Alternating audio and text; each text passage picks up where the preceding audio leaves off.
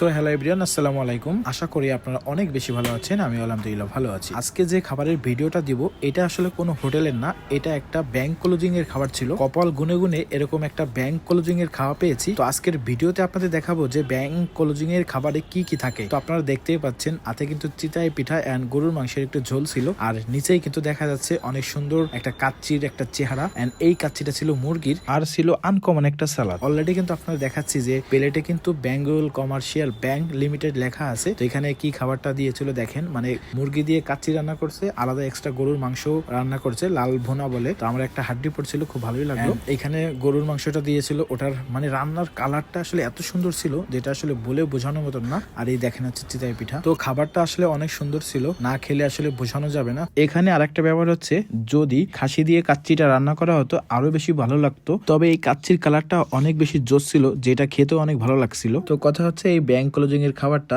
বছর ঘুরে আরো এক বছর পরে আবারও আসবে। দোয়া করি বেঙ্গল ব্যাংকের জন্য পরের বছরের জন্য এরকম আবারও দাওয়াত খেতে পারি, সেই দোয়াই কামনা করতেছি। আজকের ভিডিও এখানে শেষ করতেছি। আল্লাহ হাফেজ।